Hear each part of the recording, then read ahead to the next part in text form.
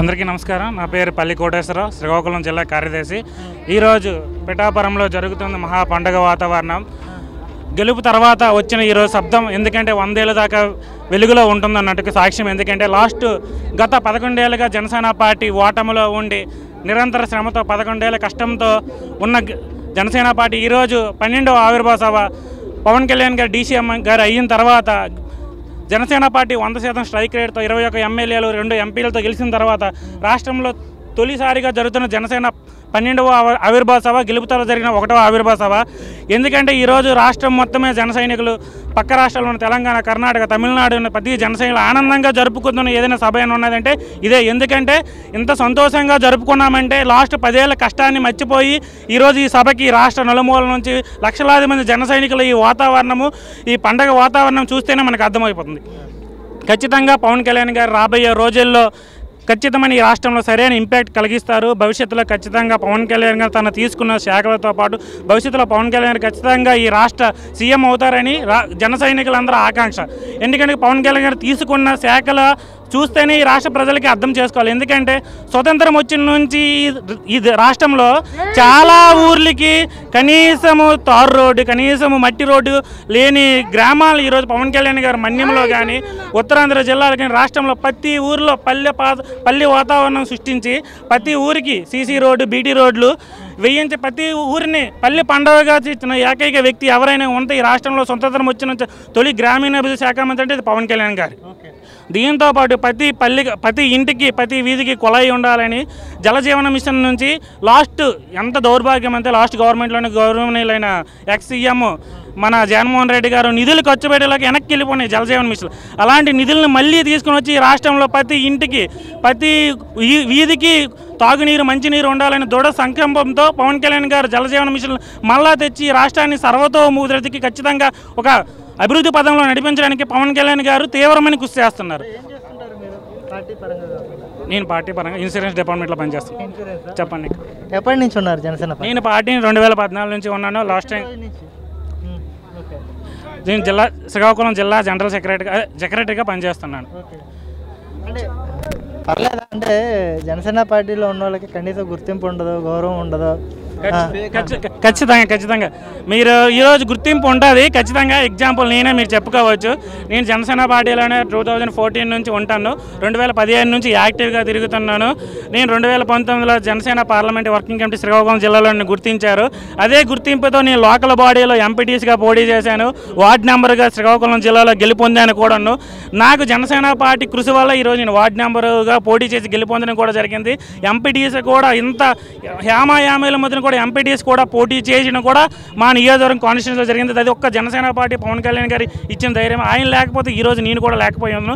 ఈరోజు పార్టీలో నాకు కూడా గుర్తింపు ఉన్నదంటే పవన్ కళ్యాణ్ గారు. ఎందుకంటే రబ్బర్ చెప్పుల వ్యక్తులతో రాజకీయం చేయిస్తున్నారు. ఖచ్చితంగా ఆయన రాబోయే రోజుల్లో రబ్బర్ చెప్పులు ఈరోజు చూడొచ్చు. 21 మంది ఎమ్మెల్యేలు, చాలామంది మన పోలవరం ఎమ్మెల్యే చిరి బాలరాజు గారు కొత్త వ్యక్తులకి ఏమీ లేని వాళ్ళు కూడా టికెట్లు ఇచ్చి ఈరోజు అసెంబ్లీలో తనతో పాటు ఎవరైతే అన్నారో పవన్ కళ్యాణ్ గారిని అసెంబ్లీ గేట్ తాకనేమన్నారో అలాంటి వ్యక్తులకి బుద్ధి చెప్తే, సమాధానం చెప్తే తనతో పాటు 21 ఎమ్మెల్యేలను అసెంబ్లీలో తీసుకెళ్ళిన ఏకైక వ్యక్తి ఎవరైనా ఘనత వ్యక్తి చేశారంటే అది పవన్ కళ్యాణ్. ఈ దేశంలో 100కి 100 స్ట్రైక్ రేట్తో 21 ఎమ్మెల్యేలు 2 ఎంపీలతో గెలిపొందిన పార్టీ ఏదంటే మా జనసేన పార్టీ. చింత చచ్చినా పులుపు సావలేదు అన్నట్టుగా ఇంకా వైసీపీ వాళ్ళు కళ్యాణ్ గారి మీద ఆరాకొరాగా విమర్శలు చేస్తున్నారు. మొన్న రీసెంట్గా జగన్మోహన్ రెడ్డి గారు కార్పొరేటర్కి ఎక్కువ, ఎమ్మెల్యేకి తక్కువ. జగన్మోహన్ రెడ్డి గారి గురించి మాట్లాడాలనుకుంటే పవన్ కళ్యాణ్ గారు అన్నారు కదా, కార్పొరేటర్కి ఎక్కువ, ఎమ్మెల్యేతో. ఆయన వార్డు నెంబర్కి ఎక్కువ, సర్పంచ్ తక్కువ. వాళ్ళ నాన్న లేకపోతే జగన్మోహన్ రెడ్డి ఎవరు ఈ రాష్ట్రంలో ఆయన ఎవరు? ఒక్కసారి ఆయన పులివెందుల దేటి వచ్చి పోటీ చేస్తే నేను చూడాలని ఉంది.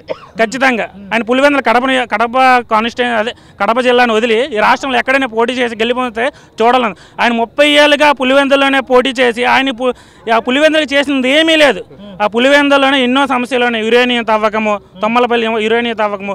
ఇప్పుడు కూడా పులివెందుల్లో ఎన్నో గ్రామాలు పూర్తిగా యురేనియంతో ఎఫెక్ట్ అయిపోయి కాలుష్యం బారిన పడి వ్యాధులు పడుతున్నారు. ఇప్పటి వరకు ఆయన కనీసము ఆ సొంత నియోజకవర్గానికి శాశ్వత పరిష్కారం సృష్టించలేకపోయాడు. ఇప్పుడు కూడా కడపకి కనీసము కడప కార్పొరేషను, కడప నగరంలో మంచినీరు లేదు. అది కూడా కూటమి ప్రభుత్వం ఏర్పాటు చేసింది.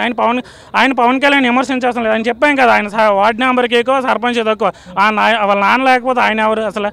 ఆయన నిజంగా ఇంపాక్ట్ ఉంటే 2024 ఇప్పుడు ఖచ్చితంగా 11 సీట్లు ఎందుకు వస్తాయి?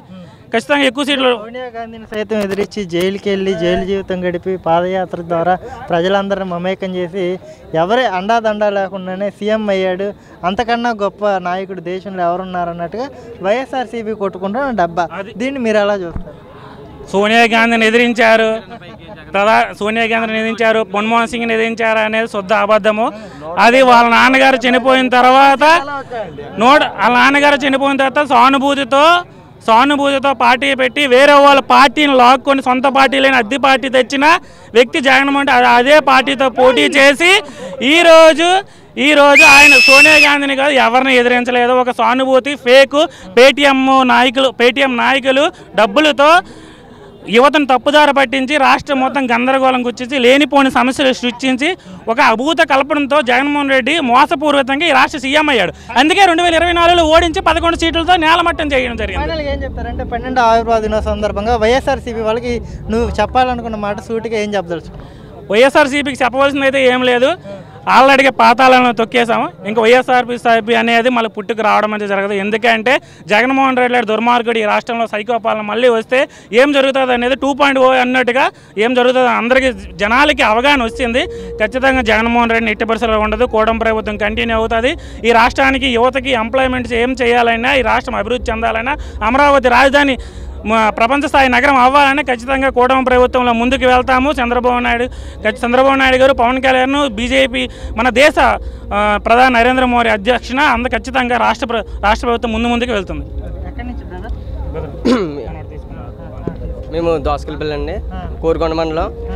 మా ఎమ్మెల్యే గారు బొత్తుల బలరామకృష్ణ గారు. అలాగే నేను 2019లో ఓటు రాలే. నా ఏజ్ 24 అండి.